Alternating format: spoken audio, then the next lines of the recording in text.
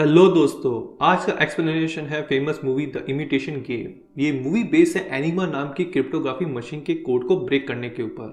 दोस्तों, अगर आपको ये वीडियो पसंद आए तो इसे लाइक, शेयर और सब्सक्राइब जरूर करिएगा और कमेंट करके बताइएगा आपको ये वीडियो कैसा लगा।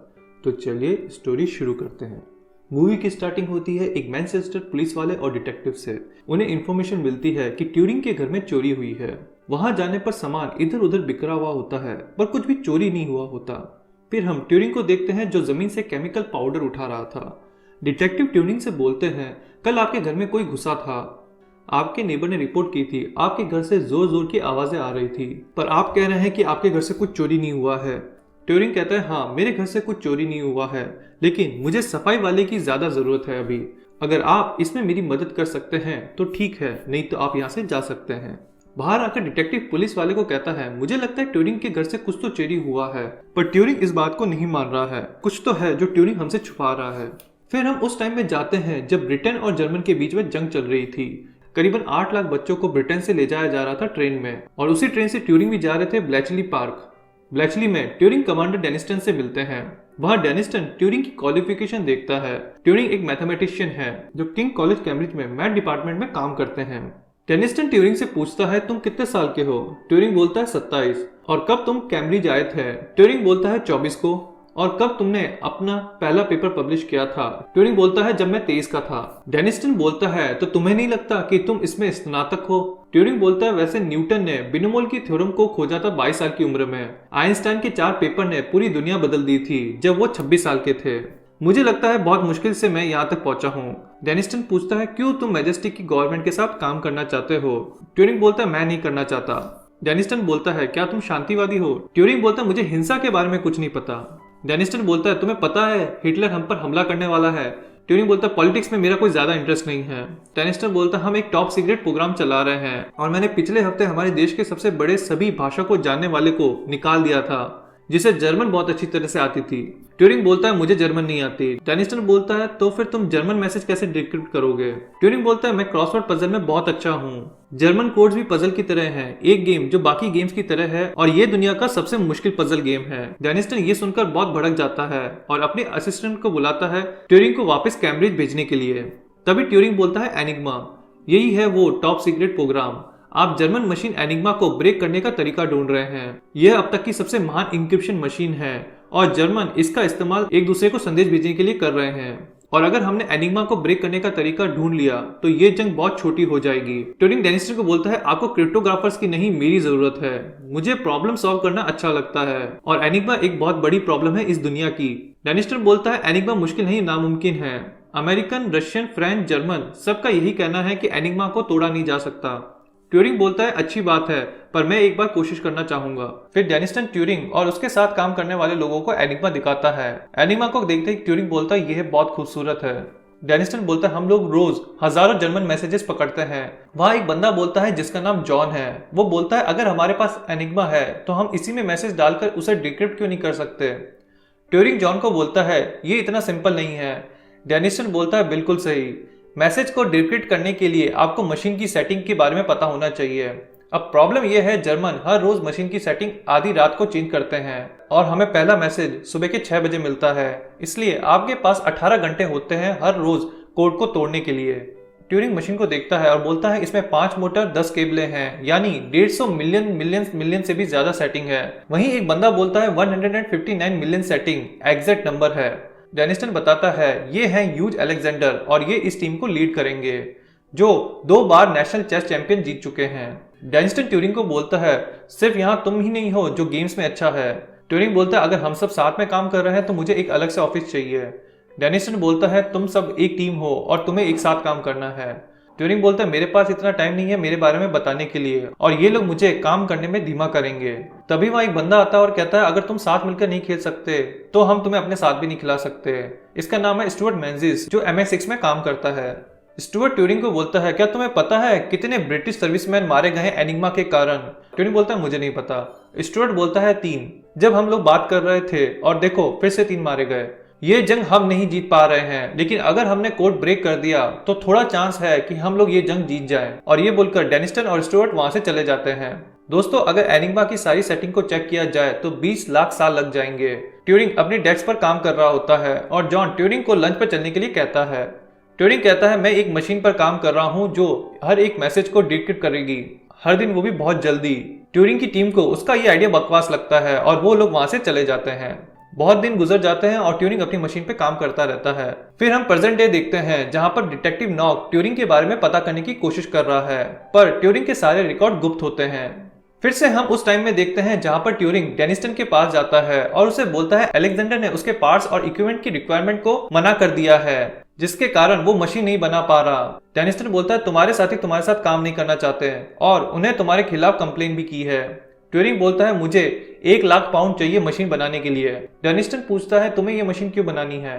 ट्यूरिंग बोलता है एनिग्मा एक एडवांस मशीन है और हमारी प्रॉब्लम यह है कि हम कोशिश कर रहे हैं कि इंसान इस मशीन को ब्रेक कर सके, पर यह पॉसिबल नहीं है। कैसा हो अगर एक मशीन दूसरी मशीन को ब्रेक करे।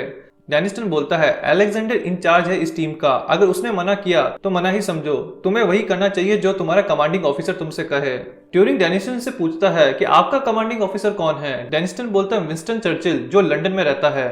फिर ट्यूरिंग जल्दी से भागकर स्टुअर्ट को एक लेटर देता है और बोलता है क्या अगर आप लंदन जा रहे हैं तो एक लेटर डिलीवर कर देंगे। कुछ दिनों बाद डेनिस्टन सबको बोलता है चर्चिल ने ट्यूरिंग को अब इंचार्ज बना दिया है। इंचार्ज बनते ही ट्यूरिंग 2 लोगों को टीम से निकाल देता है क्योंकि वो लोग कोड ब्रेक करने में अच्छे नहीं होते। अब 2 लोगों की टीम में भर्ती के लिए ट्यूरिंग न्यूज़पेपर में क्रॉसवर्ड पजल डालता है। जो भी इस पजल को 10 मिनट में सॉल्व कर सकता है वो जॉब के लिए अप्लाई कर सकता है। पजल सॉल्व करने के बाद बहुत से लोग आते हैं जॉब के लिए, उनमें से एक लड़की भी होती है जिसका नाम जोएना क्लार्क है। वहां ट्यूरिंग सबको बोलता है 6 मिनट में उन्हें क्रॉसवर्ड पजल सॉल्व करना है। ट्यूरिंग को उस पजल को सॉल्व करने में 8 मिनट लगे थे। ट्यूरिंग ये देखना चाहता था कौन सबसे ज्यादा नजदीक पहुंचता है, पर जोएना उस पजल को 5 मिनट 34 सेकंड में सॉल्व कर देती है। उन सभी लोगों में से 2 जने सेलेक्ट होते हैं, एक जोएना, दूसरा जैक। फिर स्टुअर्ट और ट्यूरिंग उन्हें बताते हैं उनका selection top secret Nazi code को ब्रेक करने के लिए हुआ है और इस बारे में वो किसी से भी बात नहीं कर सकते और वो अपनी जॉब के बारे में अपनी फैमिली को भी नहीं बता सकते। अब ट्यूरिंग की मशीन बन रही होती है और वहां जैक आता है, पर जोएना नहीं आता और ट्यूरिंग उसके बारे में पता करने के लिए उसके घर जाता है। ट्यूरिंग जोएना से पूछता है तुम बेलेंची क्यों नहीं आई। जोएना कहती है वहां सभी आदमी हैं, इसलिए मेरे लिए वहां अनकंफर्टेबल होगा काम करना। दरअसल जोएना के पेरेंट नहीं चाहते कि जोएना वहां काम करे, इसलिए ट्यूरिंग कहता है वहां पर दूसरी पोजीशन भी है जहां पर तुम दूसरी लेडी ट्रांसलेटर के साथ काम कर सकती हो, और जोएना हाँ कर देती है। घर से बाहर आकर जोएना ट्यूरिंग से पूछती है तुम मेरी मदद क्यों कर रहे हो। ट्यूरिंग बोलता है कभी कभी लोग कुछ भी कल्पना नहीं करते, पर कई बार ऐसा काम कर जाते हैं जिनकी कोई कल्पना भी नहीं कर सकता। अब फिर से हम प्रेजेंट डे देखते हैं जहां पर डिटेक्टिव अपने ऑफिसर को ट्यूरिंग की क्लासिफाइड फाइल फोल्डर देता है जो कि खाली होती है। डिटेक्टिव अपने ऑफिसर को बोलता है ट्यूरिंग के जंग के रिकॉर्ड है ही नहीं, इसका मतलब किसी ने जानबूझकर उन रिकॉर्ड्स को जला दिए या मिटा दिए। ऑफिसर कहता है तुम्हें लगता है शायद वो वही है जिसने ट्यूरिंग के घर में घुसा पर कुछ चुराया नहीं। डिटेक्टिव कहता है गाय बर्नर और डोनाल्ड मैकलेन जो सोवियत के जासूस थे, पर पहले वो भी प्रोफेसर थे कैम्ब्रिज में, फिर उन्होंने कम्युनिस्ट पार्टी ज्वाइन की और उसके बाद उन्होंने जंग के दौरान इंफॉर्मेशन लीक कर दी थी। डिटेक्टिव ट्यूरिंग की तरफ इशारा करके बोलता है क्या आपको पता है और कौन है जो कैम्ब्रिज में था और जिसने टॉप सीक्रेट इंफॉर्मेशन लीक कर दी थी जंग के बाद। ऑफिसर बोलता है तुम्हें लगता है कि ट्यूरिंग एक सोवियत एजेंट है। डिटेक्टिव बोलता है कुछ तो बहुत गलत हो रहा है हमारी नाक के नीचे। फिर हम उस टाइम में देखते हैं जब जोएना बेलेंची आती है। अब अलेक्जेंडर और उसके साथी कोड ब्रेक करने की कोशिश करते हैं, पर आधी रात हो जाती है और बेल बज जाती है। इसका मतलब जो भी काम उन्होंने पूरे दिन किया था उसका कोई मतलब नहीं रहा, और इस बात से अलेक्जेंडर बहुत गुस्सा होता है और वो अपना आधा आधा टाइम ट्यूरिंग की मशीन को बनाने में लगा रहे थे। अलेक्जेंडर ट्यूरिंग के पास जाता है और उस पर गुस्सा होता है क्योंकि वो उनकी हेल्प नहीं कर रहा था। पीटर ट्यूरिंग को बोलता है हर रोज बहुत से जवान मारे जा रहे हैं, उनमें से मेरे परिवार से भी हैं, तुम हमारी मदद कर सकते हो इसे जल्दी करने में। ट्यूरिंग कहता है मेरी मशीन काम करेगी। फिर ट्यूरिंग जोएना के पास जाता है नाजी कोड लेकर। उसे लगता है कुछ तो रिलेशन है इंक्रिप्शन और डिक्रिप्शन में। वो चाहता है जोएना उसकी हेल्प करे इसमें, इसलिए वो पेपर्स वो जोएना को दे देता है। अगले दिन डेनिस्टन ट्यूरिंग के ऑफिस की तलाशी लेता है। डेनिस्टन बोलता है बेलेंची पार्क में कोई जासूस है, और डेनिस्टन को लगता है ट्यूरिंग और उसकी टीम में से कोई सोवियत का डबल एजेंट है। डेनिस्टन बोलता है एक साइफर मैसेज इंटरसेप्ट किया गया है जिसमें बुक या पोयम को एक कोड की तरह यूज किया गया है। वो ट्यूरिंग को मैसेज दिखाता है। डेनिस्टन को लगता है शायद वो डबल एजेंट ट्यूरिंग है, पर डेनिस्टन के लोगों को ट्यूरिंग के खिलाफ कुछ नहीं मिलता, इसलिए डेनिस्टन वहां से चला जाता है। अब ट्यूरिंग की मशीन तैयार होती है और ट्यूरिंग उसमें एनिग्मा की सेटिंग को अप्लाई करता है, जिसे अप्लाई होने में कई दिन लग जाते हैं और मशीन नहीं रुकती। इसलिए डेनिस्टन ट्यूरिंग को बोलता है वो इस मशीन को बंद कर दे, पर ट्यूरिंग नहीं मानता और जबरदस्ती डेनिस्टन उस मशीन को बंद करवा देता है। डेनिस्टन बोलता है तुमने बहुत वक्त और पैसा बर्बाद किया इस मशीन के पीछे, इसलिए तुम्हें इस जॉब से निकाल दिया जाता है। फिर ट्यूरिंग की टीम आती है और वो कहती है अगर ट्यूरिंग को निकाला गया तो हम भी यहाँ से चले जाएंगे। डेनिस्टन कहता है तुम लोगों के पास सिर्फ 1 महीना है और उसके बाद वो उन सबको निकाल देगा। फिर हम जॉयना और ट्यूरिंग को देखते हैं। ट्यूरिंग अभी भी अपनी मशीन की प्रॉब्लम सॉल्विंग में फंसा है। जॉयना बोलती है उसके पेरेंट्स चाहते हैं कि वो शादी कर ले। ट्यूरिंग जॉयना को समझाने की कोशिश करता है कि वो अभी अपने करियर पे ध्यान दे, पर जॉयना नहीं मानती। इसलिए ट्यूरिंग जॉयना को प्रपोज करता है कि वो उससे शादी कर ले। ये देखकर जॉयना बहुत शॉक हो जाती है। उसने ये एक्सपेक्ट नहीं किया था कि ट्यूरिंग उसे प्रपोज करेगा। और फिर ट्यूरिंग उसे वायर की रिंग बनाकर प्रपोज करता है। और फिर से स्टोरी प्रेजेंट डे में आती है। डिटेक्टिव ट्यूरिंग से पूछताछ करता है क्या मशीन इंसानों की तरह सोच सकती है। ट्यूरिंग बोलता है बिल्कुल नहीं, पर इसका मतलब ये नहीं कि मशीन सोच नहीं सकती, क्योंकि वो इंसानों की तरह नहीं सोच सकती तो क्या वो सोच नहीं सकती। मशीन की भी एक अपनी सोच है जिसे हम समझ नहीं पा रहे हैं। दिलचस्प सवाल ये है, अगर कोई चीज आपसे अलग सोचती है तो क्या इसका मतलब ये है कि वो सोचती नहीं है। हम इंसानों में एक दूसरे से अलग होने की क्षमता है। डिटेक्टिव पूछता है तुमने एक बहुत फेमस पेपर लिखा था, क्या नाम था उसका। ट्यूरिंग बोलता है द इमिटेशन गेम। डिटेक्टिव पूछता है तुम जंग के समय क्या कर रहे थे। ट्यूरिंग बोलता है मैं रेडियो फैक्ट्री में काम करता था। डिटेक्टिव फिर से पूछता है तुम असलियत में जंग के दौरान क्या कर रहे थे। ट्यूरिंग मुस्कुराता है और हम फिर से ट्यूरिंग को उसी टाइम में देखते हैं जहां पर वो अपनी मशीन को ठीक कर रहा है, पर उसकी मशीन अभी भी वैसे ही काम कर रही है। फिर वो लोग परेशान होकर पब में जाते हैं। पब में जॉयना और उसकी फ्रेंड हेलन स्टुअर्ट होती है। हेलन और अलेक्जेंडर बार बार एक दूसरे को इशारे दे रहे होते हैं और फिर अलेक्जेंडर हिम्मत करके ट्यूरिंग को अपने साथ ले जाता है ताकि वो हेलन से बात कर सके। उन दोनों के बीच बहुत सारी बातें होती है और हेलन बताती है हमारा काम है जर्मन रेडियो टावर से जा रहे मैसेजेस को पकड़ना। हमारा असली काम यह होता है कि कौन उन मैसेजेस को भेज रहा है। हर किसी का अलग अलग तरीका होता है टाइप करने का, तो आपको बस उसके टाइपिंग की रिदम को समझना होता है। हेलन हंसकर बोलती है कई बार वो जिसका मैसेज पकड़ती है वो शायद कोई लड़की है। ये सब ट्यूरिंग भी सुन रहा होता है और जोर से हेलन से पूछता है तुम्हें ऐसा क्यों लगता है कि शायद वो एक लड़की हो सकती है। हेलन बोलती है उसके हर मैसेज की शुरुआत में 5 अक्षर होते हैं CILLY, सिली, तो मुझे लगता है वो एक लड़की है। ट्यूरिंग बोलता है ये नामुमकिन है क्योंकि जर्मन्स को बताया गया था कि वो सिर्फ 5 अलग अलग शब्दों का यूज कर सकते हैं। फिर ट्यूरिंग तेजी से अपने ऑफिस की तरफ भागता है और अपनी टीम को बताता है कैसा हो अगर क्रिस्टोफर। दोस्तों ट्यूरिंग ने अपनी मशीन का नाम क्रिस्टोफर रखा था। ट्यूरिंग बोलते कैसा हो अगर क्रिस्टोफर को सारी सेटिंग में कोड को ना ढूंढना पड़े, उसे सिर्फ उन शब्दों को ढूंढना पड़े जो हमें पता है मैसेजेस में होंगे। अलेक्जेंडर कहता है तुम्हारा मतलब है रिपीटेड शब्द। जॉयना एक मैसेज पढ़ती है जिसमें लिखा होता है मौसम साफ है, सुबह के 6 बजे हैं, बारिश होगी शाम को, हेल हिटलर। ट्यूरिंग बोलता है बिल्कुल यही है, वो लोग रोज सुबह 6 बजे मौसम की रिपोर्ट भेजते हैं। अब हमें पता है ये 3 शब्द जो हर सुबह के 6 बजे के मैसेजेस में भेजे जाते हैं। वेदर, हिटलर और मैसेज का आखिरी शब्द है LHWAQ जो हर मैसेज में अलग होता है। तेजी से न्यू मैसेज लेकर क्रिस्टोफर के पास जाते हैं और उन 3 वर्ड की सेटिंग को क्रिस्टोफर पे अप्लाई करते हैं। मशीन उन सेटिंग पर चलती रहती है और थोड़ी देर में रुक जाती है। सब शॉक हो जाते हैं क्योंकि क्रिस्टोफर पहली बार रुका था। फिर ट्यूरिंग क्रिस्टोफर पे जो वर्ड आता है उन्हें पेपर पर लिखकर तेजी से एनिग्मा के पास जाता है और उसमें से उन वर्ड्स की सेटिंग को अप्लाई करता है और फिर उस मैसेज को टाइप करता है जो उनके पास आज सुबह ही आया था और वो मैसेज डिक्रिप्ट हो जाता है। ये देखकर सब बहुत खुश होते हैं। फाइनली वो जर्मन मैसेजेस को डिक्रिप्ट कर सकते हैं। दोस्तों एनिग्मा की सेटिंग में ट्यूरिंग वायर्स को उन वर्ड्स में अटैच करता है जो उसे क्रिस्टोफर से मिले थे और जब ट्यूरिंग एनिग्मा के कीबोर्ड पर वो मैसेज टाइप करता है तो सही वर्ड स्क्रीन पर शो होते हैं और वो लोग मैसेज को डिक्रिप्ट कर लेते हैं। फिर ट्यूरिंग और जॉइन स्टुअर्ट के पास जाते हैं और वो कहते हैं किसी को पता नहीं चलना चाहिए कि हमने एनिग्मा को ब्रेक कर लिया है। हम लोग एक ऐसा सिस्टम बनाएंगे जो तुम्हारी हेल्प करेगा तुम्हें कितनी इंफॉर्मेशन के ऊपर काम करना है जिससे हमला रोका जा सके। हम लोग कम से कम कार्रवाई करेंगे ताकि इस जंग को जीता जा सके। जॉयना स्टुअर्ट को बोलती है फिर MI6 सबको झूठ बोलेगा जो भी कुछ हुआ वो एनिग्मा के कारण नहीं था और तुम ये स्टोरी जर्मन को कह सकते हो और अपने मिलिट्री दोस्तों को भी। और स्टुअर्ट उनकी बात मान लेता है। जिस सिस्टम की बात ट्यूरिंग ने की थी उसका कोड नेम अल्ट्रा रखा गया। यह इतिहास की सबसे बड़ी मिलिट्री इंटेलिजेंस की जगह बन गई थी। एक दिन ऑफिस में काम करते समय जॉन की डेस्क पर ट्यूरिंग को एक बाइबल मिलती है। उसी बाइबल से कोड मैसेज बनाकर जर्मन को भेजा गया था जिसके कारण डेनिस्टन ने ट्यूरिंग की डेस्क की तलाशी ली थी। जॉन ट्यूरिंग को वो बाइबल पढ़ते हुए देख लेता है। दोस्तों डेनिस्टन जिस डबल एजेंट की बात कर रहा था वो जॉन ही है। जॉन बोलता है सोवियत और हम एक तरफ ही हैं। ट्यूरिंग बोलता है मैं तुम्हारे बारे में सबको बता दूंगा। जॉन बोलता है अगर तुमने मेरा सीक्रेट सबको बताया तो मैं तुम्हारा सीक्रेट सबको बता दूंगा। दोस्तों ट्यूरिंग को हमेशा से आदमी पसंद थे और ये बात जॉन जानता था। जॉन बोलता है अगर सबको तुम्हारी सच्चाई पता चल गई तो तुम कभी काम नहीं कर पाओगे और कभी भी अपनी मशीन को भी नहीं देख पाओगे। और ये कहकर जॉन वहां से चला जाता है। फिर ट्यूरिंग जोएना के घर जाता है और उसे वहां पर स्टुअर्ट मिलता है। ट्यूरिंग पूछता है जोएना कहाँ है? स्टुअर्ट बोलता है जेल में। ट्यूरिंग बोलता है तुमने क्या किया उसके साथ? स्टुअर्ट ट्यूरिंग को एनिग्मा के डिकोडेड मैसेज दिखाता है जिसे जोएना ने अपने तकिए के नीचे छुपाए थे। ट्यूरिंग बोलता है ये मैंने जोएना को दिए थे 1 साल पहले ये पता लगाने के लिए कि एनिग्मा के इंक्रिप्ट और डिक्रिप्ट मैसेज में क्या संबंध है। स्टुअर्ट बोलता है तुम जानते हो ना डेनिस्टन एक सोवियत जासूस को ढूंढ रहा है। ट्यूरिंग बोलता है मुझे पता है जासूस जोएना नहीं जॉन है।